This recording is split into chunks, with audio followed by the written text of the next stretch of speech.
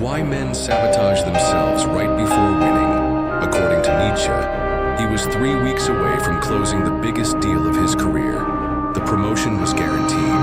The girl finally said yes, but what he understood, and most men never realize, is that we often destroy our stars before they can shine. The fear of success is more powerful than the fear of failure, because failure keeps us safe in our familiar suffering.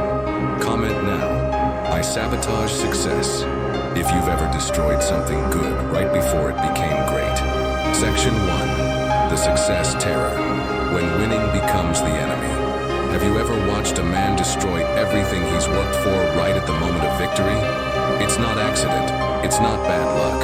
It's the unconscious terror that success will reveal he was never worthy of it in the first place.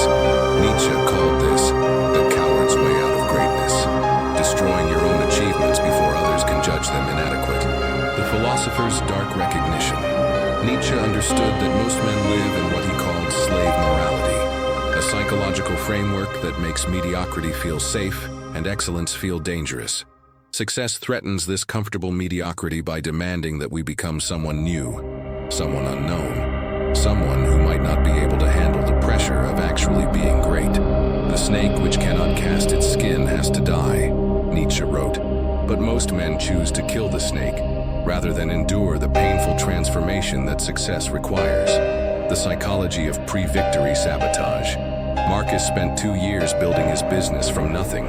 80-hour weeks, financial sacrifice, relationship strain, everything pointing toward the breakthrough moment when his company would finally become profitable. 3 weeks before the major client contract was signed, Marcus began missing meetings, showing up unprepared, and making decisions that jeopardized everything he'd built. His friends called it burnout. His family blamed stress. But Marcus knew the truth. He was terrified of succeeding because success would mean he could no longer use failure as an excuse for not being the man he was capable of becoming. The identity crisis of achievement. Success forces men to confront an uncomfortable truth. If they can achieve this, what excuse do they have for not achieving more? If they can attract this woman, why did they settle for less before? If they can make this money, why did they accept poverty for so long? Victory becomes a mirror that reflects not just current achievement, but years of wasted potential. This reflection is so painful that many men unconsciously choose to shatter the mirror rather than face their own capabilities. The comfort zone as prison. Nietzsche observed that humans prefer familiar suffering to unfamiliar happiness. For men on the verge of success, the unknown territory of achievement feels more dangerous than the known territory of struggle. They've built entire identities around being underdogs, fighters, men who almost made it.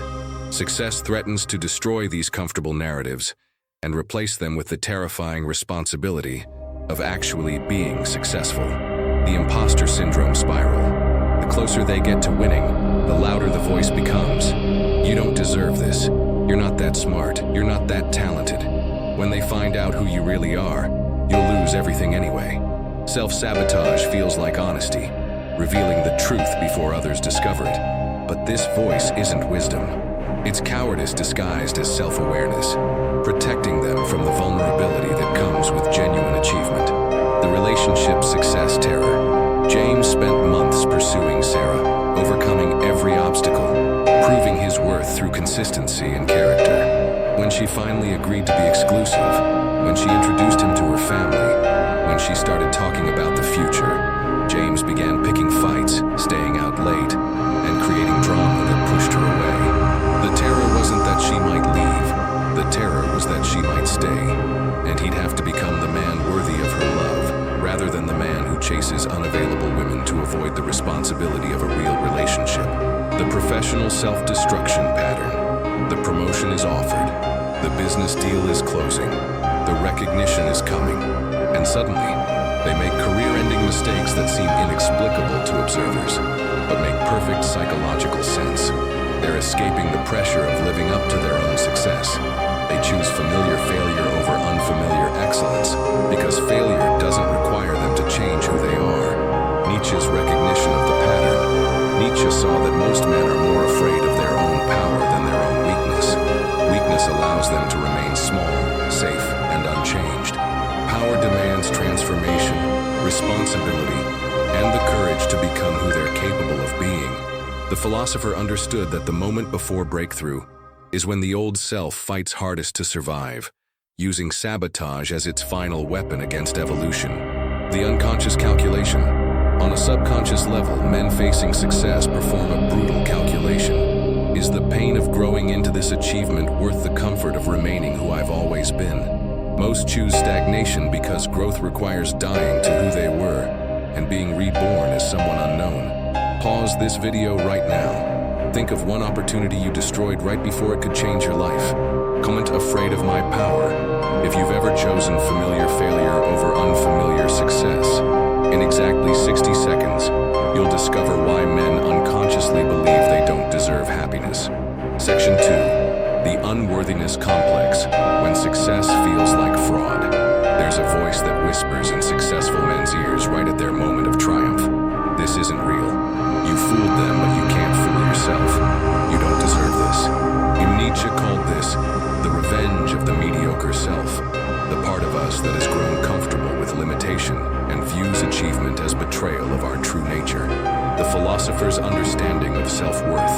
Nietzsche wrote, "What does not destroy me makes me stronger." But what he didn't emphasize is that most men would rather be destroyed than strengthened, because destruction confirms their existing self-concept, while strength demands they rebuild their entire identity. The unworthiness complex operates like an immune system against success, treating achievement as a foreign invader that must be rejected to maintain psychological homeostasis. The childhood programming of limitation. David grew up hearing, "Don't get your hopes up. Money doesn't grow on trees, and people like us don't get nice things." These weren't just financial realities. They were identity programming that made success feel like betrayal of family values. When his business finally succeeded, when money started flowing, when opportunities multiplied, David felt like an imposter in his own life. The success didn't match his internal programming, so his unconscious mind began creating problems to restore familiar struggle. The success guilt syndrome. Men who achieve what their fathers, brothers, or friends couldn't often experience survivor's guilt that manifests as self-sabotage. They unconsciously limit their success to avoid making others feel inadequate or being abandoned by their peer group. They'd rather remain mediocre with their tribe than become excellent alone. The perfectionism paralysis. Nietzsche observed that the pursuit of perfection often becomes an excuse for inaction. Men on the verge of success often raise their standards impossibly high, ensuring that nothing they achieve feels good enough. If the victory isn't perfect, it doesn't count. If the relationship isn't flawless, it's not real. If the business isn't exactly as envisioned, it's a failure. This perfectionism becomes a sophisticated form of self-sabotage that disguises fear as high standards. The comparison trap. Social media amplifies unworthiness by providing infinite examples of people who appear more successful, more attractive, more accomplished. Men begin to feel like their achievements are insignificant compared to others' highlight reels. This comparison poison makes them minimize their own victories while maximizing others' apparent advantages, creating the psychological foundation for self-sabotage. The success isolation. Fear. There's a terrifying loneliness that comes with achievement. The higher you climb, the fewer people can relate to your challenges, understand your pressure, or celebrate your victories without jealousy. Many men unconsciously sabotage success because they fear the isolation that comes with excellence. They'd rather struggle with company than succeed alone. The responsibility terror. Success brings responsibility that many men aren't prepared to handle. More money means more decisions. Better relationships mean more emotional investment. Greater recognition means more pressure to maintain standards.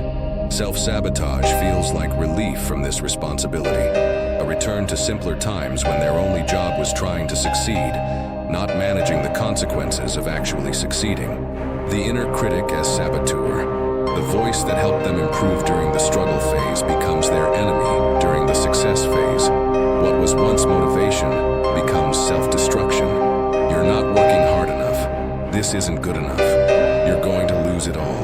They begin treating success like failure, applying struggle mentality to situations that require celebration and consolidation. Emotional success poverty. Many men can intellectually accept their achievements but can't emotionally feel worthy of them. They live in a dissociated state where they acknowledge their success while feeling like frauds who will be exposed at any moment. This emotional poverty makes success feel hollow, creating the psychological foundation for behaviors that will restore familiar suffering. Nietzsche's recognition of the trap. Nietzsche understood that the greatest enemy of human potential isn't external obstacles. It's internal resistance to becoming who we're capable of being. The unworthiness complex is the ego's final defense against transformation. He saw that most men would rather be right about their limitations than wrong about their possibilities. The generational unworthiness transmission. Men often inherit unworthiness from fathers who never achieved their potential. They unconsciously limit themselves to honor their father's limitations, feeling that surpassing dad would be disrespectful or impossible. This generational programming runs so deep that success feels like betrayal of family legacy rather than fulfillment of family potential. Comment: I don't deserve this if you've ever felt like an imposter in your own success story. The third revelation will expose the exact moment when fear transforms achievement into self-destruction. Section 3. The Greatness Allergy. When excellence becomes the enemy. He stands at the edge of everything he's ever wanted. The contract is ready for signature. The woman loves him. The opportunity is perfect. And his body starts rejecting it like an allergic reaction. Anxiety attacks, insomnia, self-doubt so intense it feels like physical illness. Nietzsche understood this phenomenon. The higher we soar, the smaller we appear to those who cannot fly. The philosopher's recognition of excellence resistance. Nietzsche wrote about amor fati, loving your fate, especially the difficult parts. But what he observed in most men was the opposite. They loved their struggles and feared their triumphs because struggle felt authentic, while success felt fake. The greatness allergy manifests as physical and emotional symptoms that make achievement feel like disease rather than health. The body literally rejects success to protect the familiar self. The physical symptoms of success terror. Michael's business was exploding. Revenue doubled monthly. Media attention increased. Opportunities multiplied. And Michael began experiencing panic attacks, chronic fatigue and depression that his doctors couldn't explain medically. His body was rejecting success because his identity was built around being the underdog who fights against the odds, not the champion who needs to maintain victory. Success triggered his nervous system's threat response because it represented identity annihilation. The sabotage moment. Recognition. There's always a specific moment when men choose destruction over construction. The moment when they could push through to break through, but instead create the crisis that will justify their retreat. They pick the fight with their boss right before the promotion. They cheat on the woman who actually loves them. They make the business decision that will sabotage months of progress. It's not accident. It's psychological relief from the pressure of becoming great. The excellence exile syndrome. Men who achieve excellence often find themselves exiled from their former peer groups. Friends become jealous. Family members feel intimidated. Former supporters become critics who wait for them to fail, so relationships can return to comfortable equality. Rather than endure this social exile, many men unconsciously sabotage their success to return to familiar social territory where they're accepted but mediocre. The success maintenance terror. Achieving something once could be luck. Maintaining it requires sustained excellence that many men don't believe they possess. The pressure of consistency feels more difficult than the challenge of initial achievement. They sabotage success because maintaining it requires becoming someone they don't believe they can sustain being. The comparison magnification effect. Success makes men hyper-aware of others who have achieved more, making their own achievements feel insignificant. The business is successful, but not as successful as their competitors.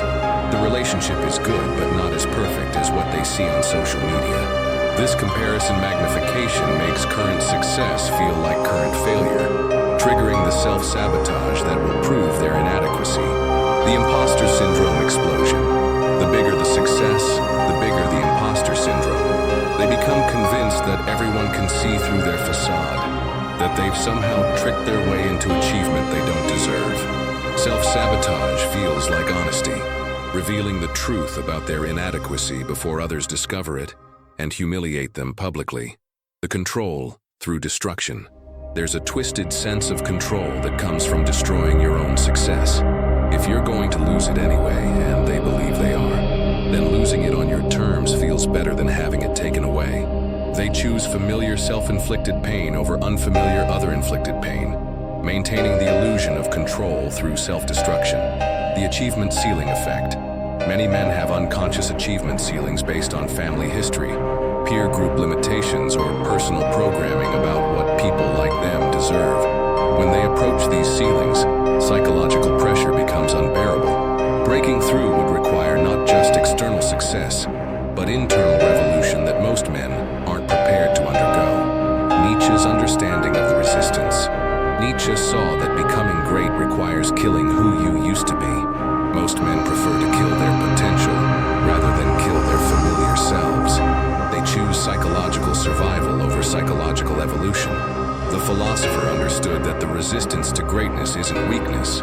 It's the final desperate defense of an identity that knows it's about to be destroyed by achievement. The generational achievement trauma.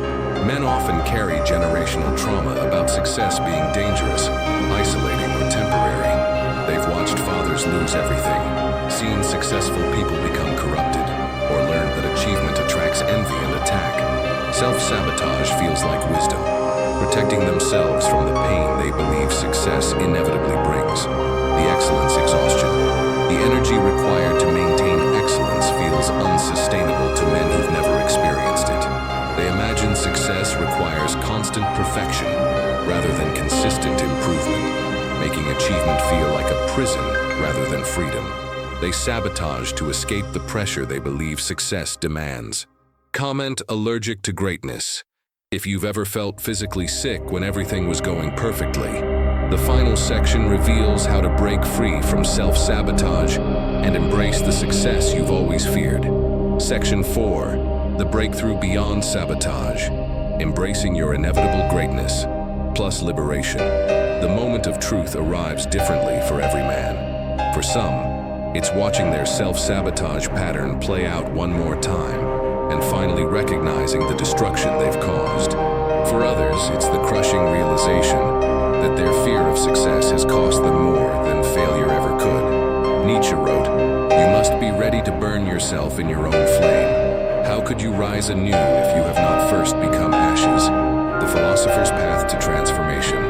Nietzsche understood that breaking free from self-sabotage requires what he called self-overcoming, the courage to destroy the comfortable, familiar version of yourself to become who you're capable of being. This isn't improvement. This is revolution. The man who stops sabotaging success must be willing to mourn the death of his victim identity, his underdog story, his comfortable limitations. He must choose unknown greatness over familiar mediocrity, the recognition that changes everything. The breakthrough begins with brutal honesty, admitting that you've been your own worst enemy, that your struggles aren't just bad luck or external circumstances, but patterns you've unconsciously chosen to avoid the responsibility of excellence. This recognition is devastating and liberating simultaneously. Devastating because it reveals years of wasted potential. Liberating because it means you have the power to change the pattern. The identity revolution process. Stage 1. Acknowledge the sabotage pattern. List every opportunity you've destroyed right before success. See the pattern without judgment but with complete honesty. Most men are shocked by how consistent their self-destruction has been. Stage 2. Understand the function. Recognize what self-sabotage has protected you from. Responsibility, isolation, pressure, change, growth. Your sabotage wasn't weakness. It was misguided self-protection. Stage 3. Build success tolerance. Start with small achievements and practice not destroying them. Build your capacity to handle victory before pursuing larger successes that will trigger stronger sabotage responses. Stage 4. Redefine your identity. Stop being the man who almost made it and start being the man who consistently achieves what he commits to. This identity shift is the foundation of sustained success. The success integration strategy. Instead of viewing success as foreign invasion, learn to see it as natural evolution.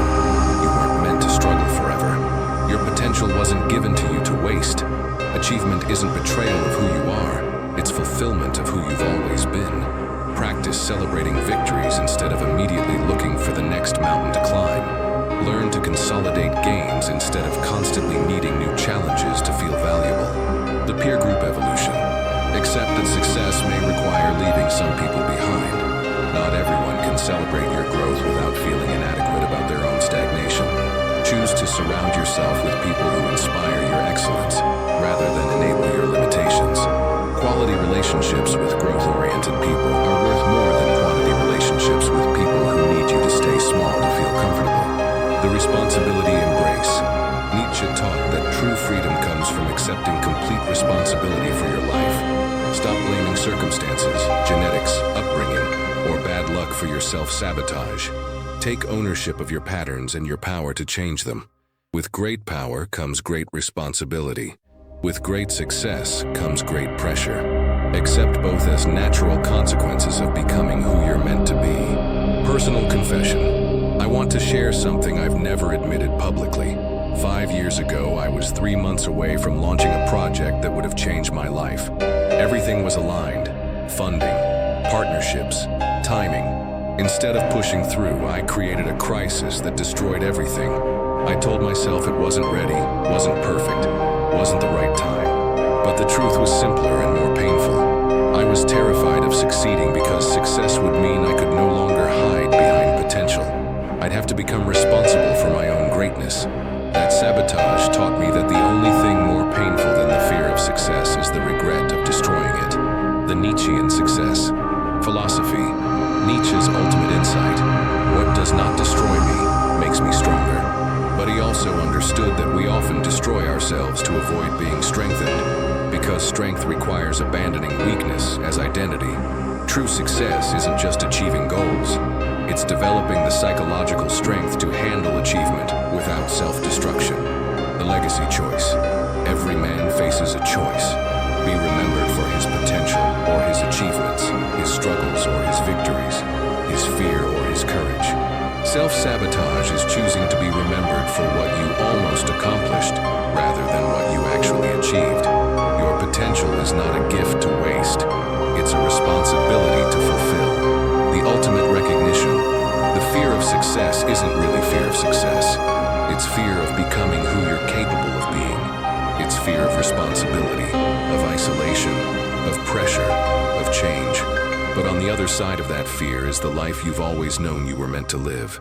Comment, I choose greatness.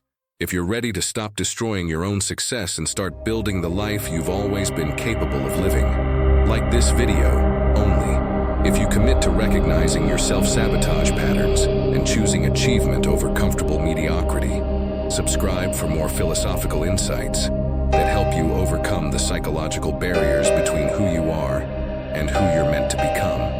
Your transformation begins the moment you stop being afraid of your own power and start using it to create the success you've always sabotaged. Nietzsche's final gift, the recognition that your greatest enemy has always been your fear